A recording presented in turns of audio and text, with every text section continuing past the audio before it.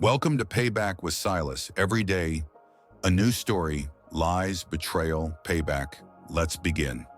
They fired me on a Thursday morning, in the same boardroom where I used to decide who got promoted, who got bonuses, and who got the boot.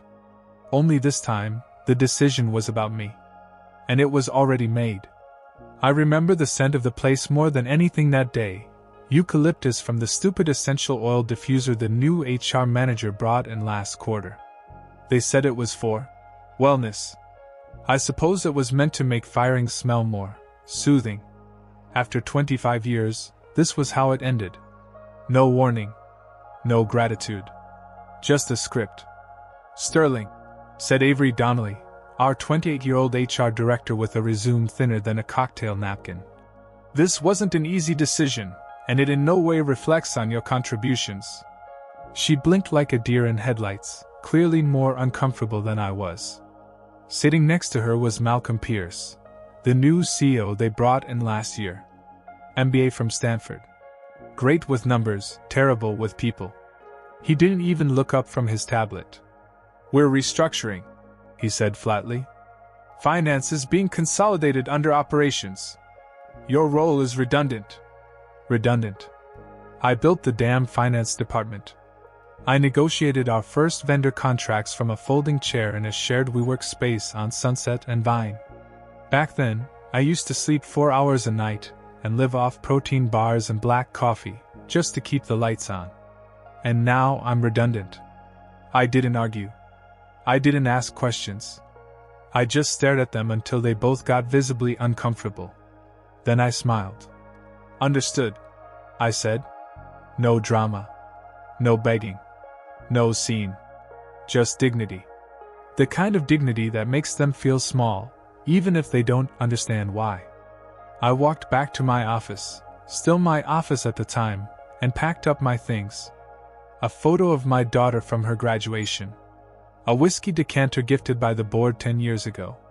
A brass nameplate that said, "Sterling Quinn, Chief Financial Officer." Security showed up. Of course they did. Big man with a radio and nothing better to do. He stood there, arms crossed, trying not to look guilty. I didn't give him the satisfaction of looking broken. I thanked him politely and wheeled out the box myself. In the parking lot, I sat in my car for exactly 5 minutes. No tears. No anger. Just silence. Then I started the engine and drove home, already forming a plan in my head. They thought they were closing the door on me. But I'd already found the window. You don't spend 25 years in one company without collecting a few ghosts. Not the scary kind, the powerful kind. The kind that show up on speed dial, even after 3 years of no contact. The kind who still remember who saved their ass during a crisis at 11:45 p.m. on a Sunday night. I spent the weekend in my study, going through an old-school leather-bound notebook. Not my laptop. Not my phone. The notebook. The one I'd kept since 1999. Names. Notes. Habits. Weaknesses. Coffee orders. Kids' birthdays. What made them tick? What made them talk? What made them trust me? I wasn't building a client list. I was assembling an army. Monday morning, 6:02 a.m., I called Cal Worthington. He was still COO of Wexler Corp., last I checked. I hadn't spoken to him in 4 years, but I once walked him through a 6-figure miscalculation his own team missed. I did it quietly. Never told a soul. He picked up on the second ring. "Sterling? Still got that lake house in Minnesota?" He laughed. "Damn, it's good to hear your voice. You working again?" "Not yet. But I'm thinking it's time I did. On my own terms. You just let me know what you're building," he said. "I'll be your first client." That was how it started.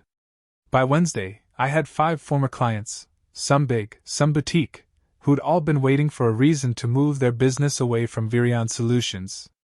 Apparently, I was that reason. The truth was, they didn't stay loyal to the company. They stayed loyal to me. I was the one who picked up their calls at midnight. I was the one who told them hard truths in closed rooms. I was the one who gave a damn. By the end of the week, I had a business name, Quinn Ledger Advisory. I didn't want a flashy logo. No need for a trendy brand strategy. I had one thing that no startup could buy: trust.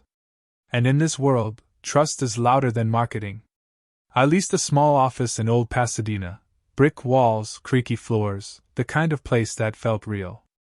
Authentic. I hired a 23-year-old assistant named Juno, sharp as hell, no filter, 2 steps ahead of everyone in the room. Reminded me of myself at that age, minus the wrinkles and heartburn. The company that fired me? Virion? They didn't even know I was back in the game yet. They wouldn't notice, not at first. But the cracks were starting. A few of their old accounts quietly froze. Invoices went unpaid. Calls went unanswered. The silence was growing. And I was the one holding the volume knob.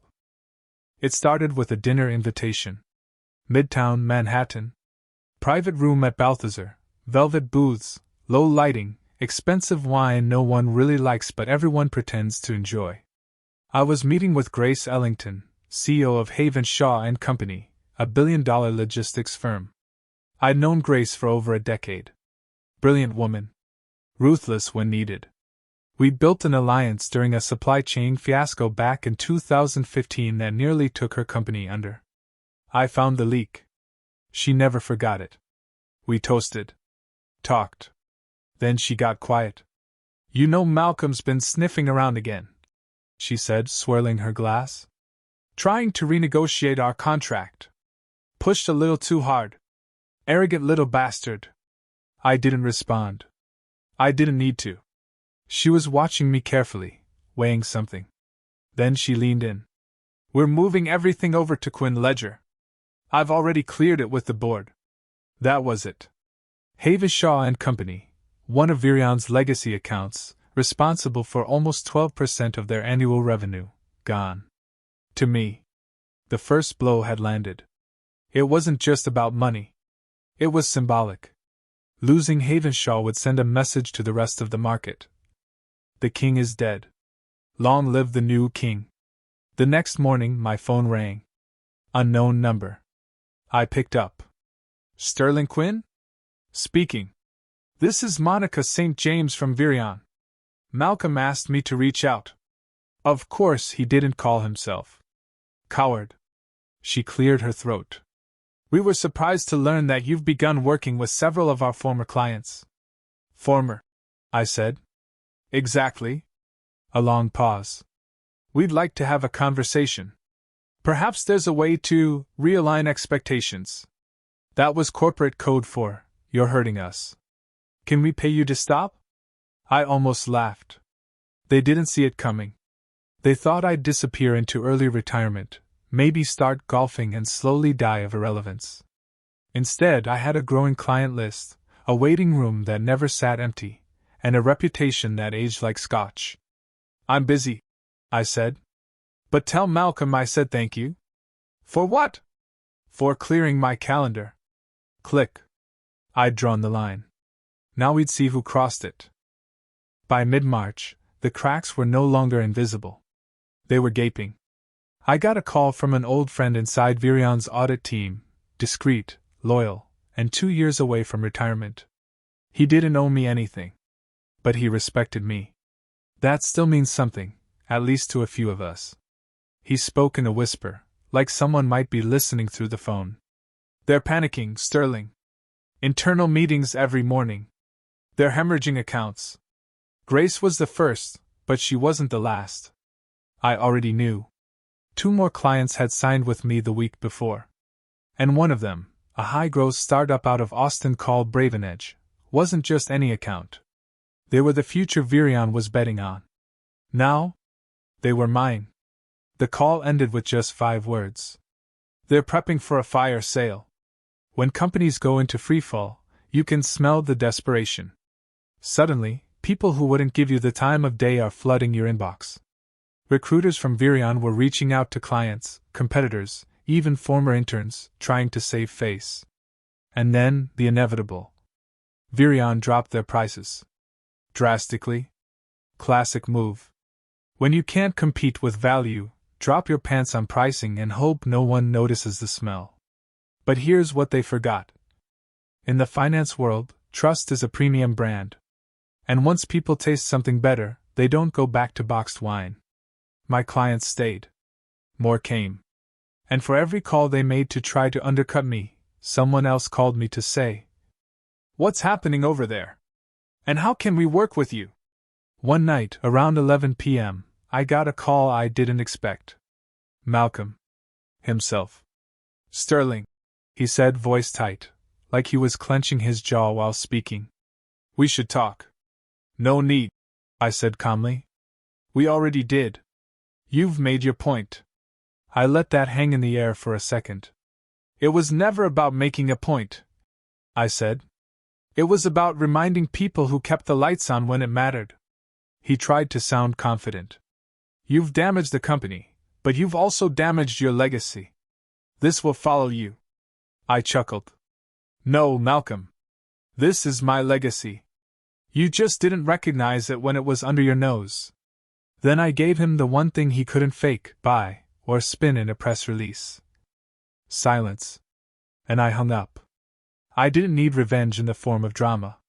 I got it in the form of acquisition inquiries, media coverage, and one very poetic headline in Forbes Weekly. "The CFO they let go just took their future with him."